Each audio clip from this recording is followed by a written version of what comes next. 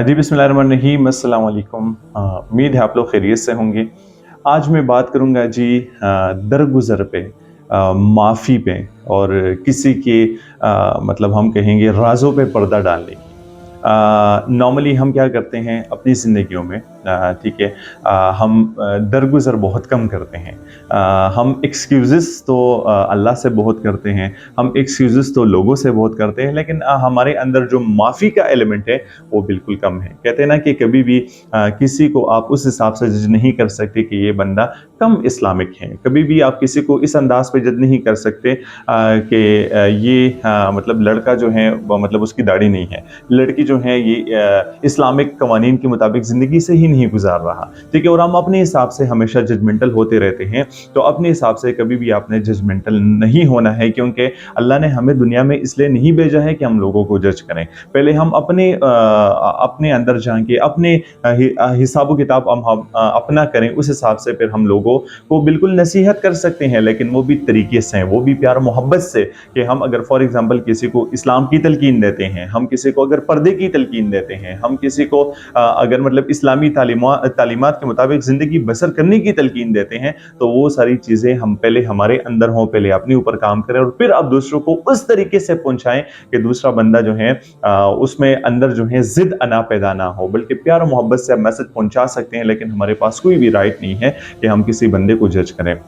मैं आपको एक वाक़या सुनाता हूँ इस पे कि अल अलूसी रहिमहुल्लाह, जो कि मतलब 1800 की बात है, कि इराक़ के एक बड़े एक इस्लामिक स्कॉलर थे। तो एक दिन उसने मतलब उसने कहा कि एक इमाम ने मुझे कहानी सुनाई, और अल अलूसी रहिमहुल्लाह कहते हैं कि मुझे एक इमाम ने कहानी सुनाई कि मैं मतलब नींद में पहली रात को मैंने हज़रत मोहम्मद सल्लल्लाहु अलैहि वसल्लम को मैंने ख्वाब में देखा।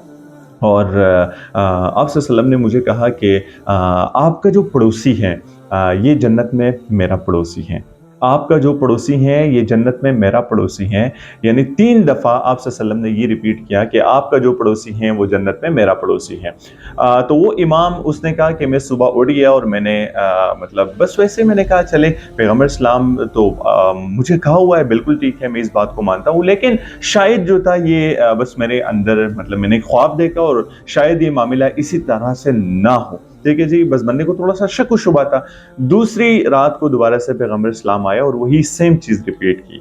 जब तीसरी रात को पैगम्बर इस्लाम मतलब वो इमाम के ख्वाब में आया और सेम चीज़ मतलब आप सल्लल्लाहु ने उस इमाम को रिपीट की, तो इमाम ने कहा कि पहली रात को तो मुझे मतलब ये शक हुआ था, और फिर दूसरी तीसरी रात को आप सल्लल्लाहु ने खुद मुझे फरमाया, तो अगर जन्नत में ये मेरा नीबर जो है, ये मेरा पड़ोसी जो है, ये अगर आप सल्लल्लाहु का नीबर है जन्नत में, तो मैं क्यों ना, मैं तो एक मुफ्ती हूँ, मैं तो एक आलिम हूँ, मैं तो परहेज़गार हूँ, मैं तो सुबह मतलब सुबह से लेकर शाम तक इबादत में मसरूफ़ रहता हूँ, मैं तो अल्लाह को बहुत ज़्यादा याद करता हूँ। तो पैगम्बर सलाम मेरे ख्वाब में आए और मुझे कहा कि आपका नीबर जो है मेरा वो है पड़ोसी है।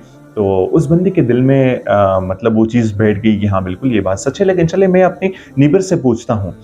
तो तीसरे दिन वो बंदा जो है अपने पड़ोसी के मतलब घर गया और पड़ोसी से मुलाकात की। तो पड़ोसी को ये सारा किस्सा सुनाया कि मेरी रात में कल आप सल्लल्लाहु अलैहि वसल्लम मेरे ख्वाब में आए थे, और वही सारा किस्सा जो आप सल्लल्लाहु ने इमाम को किया हुआ था, वही किस्सा सेम एज इट इज़ उस बंदे को पहुंचा दिया। लेकिन इमाम ने पूछा उस बंदे से कि ऐसी क्या बात है कि जो आप सल्लल्लाहु अलैहि वसल्लम मेरे ख्वाब में आ गए और मुझे बताया, मुझे ये बशारत दी, और इतना मतलब बड़ी बात जो आपके लिए है और ये मुझे आप सल्लल्लाहु ने की है, तो क्या ऐसी राज है कि जो मतलब आपने की है और आप सल्लल्लाहु के इतने मकबूल तरीन बंदे हो गए। तो उस पड़ोसी ने इमाम को कहा कि आएँ आप आराम से बैठ जाएँ, मैं आपको कहानी बता देता हूँ। तो कहानी तो बहुत बड़ी लंबी है, लेकिन इक़्तिबास के हवाले से मैं भी आपको ये बताता चलूँ जो इक़्तिबास में था।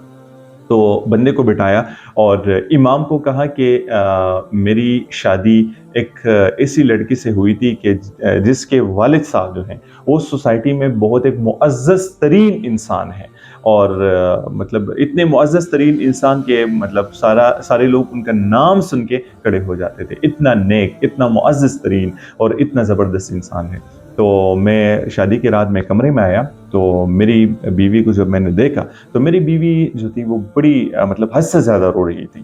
تو میں نے پہلے ان سے خیریت دریافت کی. پھر میں نے کہا چلے جی شادی کا پہلا دن ہے، پہلی رات ہے، تو شاید یہ مطلب شائع فیل کر رہی ہیں، شاید اپنے گھر کو مس کر رہی ہے. تو میں نے اس عورت سے پوچھا کہ اپنی بیوی سے پوچھا کہ کیا مسئلہ ہے، آپ کیوں رو رہی ہے؟ تو اس لڑکی نے بتایا کہ میں اگر آپ کو بتاؤں تو مطلب پھر معاملہ صحیح نہیں ہوگا. تو بندے اس کے ہسبینڈ نے بتایا کہ نہیں کوئی مسئلہ نہیں ہے، آپ مجھے بتا دیں اور پھر ہم اس کا اکٹھے حل نکالیں گے.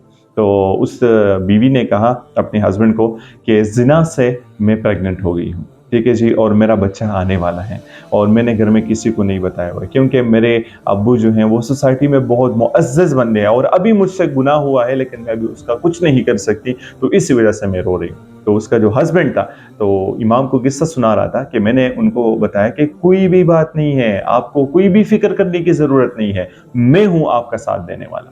تو شادی کے تیسرے دن اس لڑکی کا جو ہے ایک بچہ پیدا ہو گیا اور ہسبینڈ نے کہا کہ میں نے اپنی بیوی کو کہا کہ یہ بچہ میرے پاس لے کے آؤ. جب میرے پاس لے کے آیا تو میں نے مطلب بچہ بہت پیارا تھا، تو میں نے ایسا کام کیا کہ میں ساری رات جو ہے میں بچہ میرے پاس ہی تھا، ٹھیک ہے، ہمارے پاس ہی تھا، اور صبح جیسے اذان ہو گئی تو میں مسجد میں گیا، ٹھیک ہے جی، اور میں نے اس بچے کو مسجد کے ایک کونے میں رکھ دیا.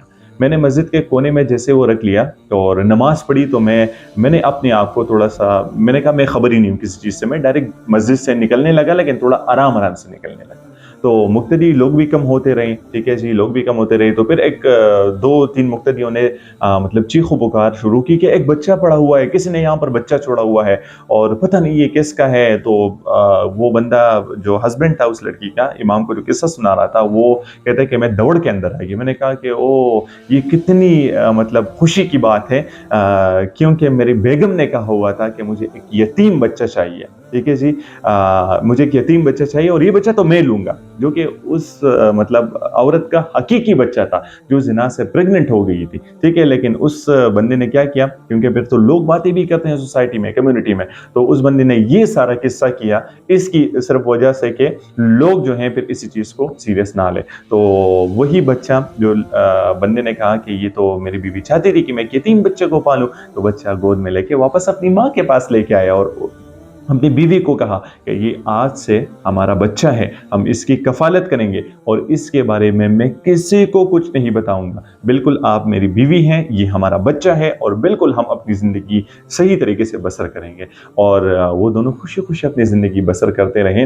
تو یہاں پر کیا ہوا، تو کہتے ہیں میں نے صرف یہی کیا تھا، میں نے اس کے مطلب رازوں پر میں نے پردہ ڈال دیا، ٹھیک ہے، اور کام تو ویسے بھی ہو گیا تھا اور ہم ابھی خوشی خوشی اپنی زندگی جو ہے مطلب گزار رہے ہیں.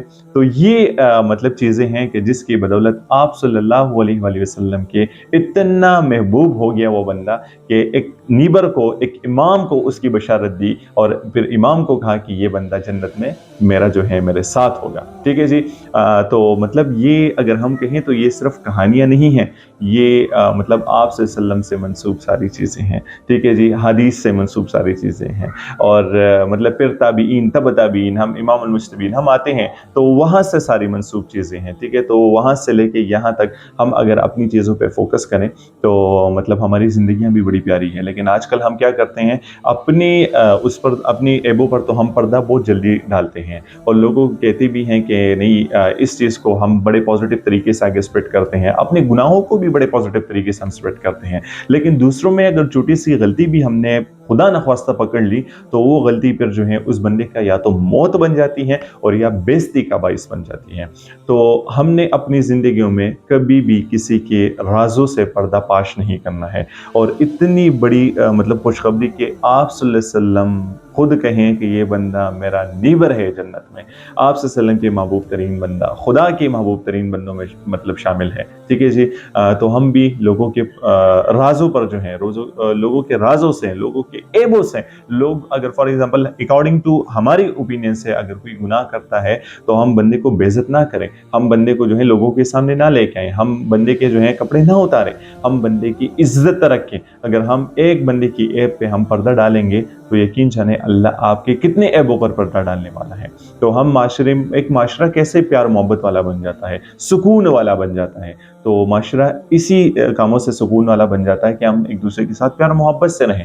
تو مطلب آپ ادھر بھی اپنی زندگی اچھے طریقے سے بسر کریں گے, اور جو اللہ کی رحم ہے, جب آپ صلی اللہ علیہ وآلہ وسلم کی ایک کمنی اگر ہمیں چاہیے تو وہ بھی ہمیں نصیب ہوگی. کتنی آسان سی باتیں ہیں, کتنی آسان سی چیزیں ہیں. میرے خیال میں اگر ہم یہ کرتے رہیں تو ہمیں قیامت کا, ہمیں مطلب آخری ٹائم کا ہمیں ٹینشن نہیں ہوگا. ہمیں اللہ کی رحم سے امید ہوگی, کیونکہ دو جہانوں کے مطلب کائنات, ٹھیک ہے جی, کائنات کے مالک, ٹھیک ہے, اس کی آپ قربت میں ہوں گے, ٹھیک ہے جی, اور اس کے محبوب کی آپ قربت میں ہوں گے. تو میرے خیال میں زندگی بہت پیاری ہے, اور میں ہمیشہ اپنے دوستوں کو بھی یہ بات کرتا ہوں کہ زندگی بہت آسان ہے, زندگی بہت پیاری ہے. اور لوگ کہتے ہیں نا کہ اللہ کی رحمت سے کبھی مایوس نہیں ہونا, تو یہ صرف باتوں میں نہیں, ہم گارنٹی کے ساتھ کہہ سکتے ہیں کہ اللہ ہمارے ساتھ رحم کا معاملہ کرے گا اگر ہم مطلب اللہ کی جو بتائی ہوئی چیزیں ہیں, پیغمبر اسلام کی بتائی ہوئی چیزیں ہیں, ٹھیک ہے جی, انبیاء صحابہ کی جو نقش و قدم ہیں, ہم اس حساب سے چلیں. اور بڑی چھوٹی چھوٹی چیزیں ہیں, اپنی زندگی آپ اچھے طریقے سے بسر کریں, لیکن اس ایک پوائنٹ پہ آپ فوکس کریں کہ کسی کی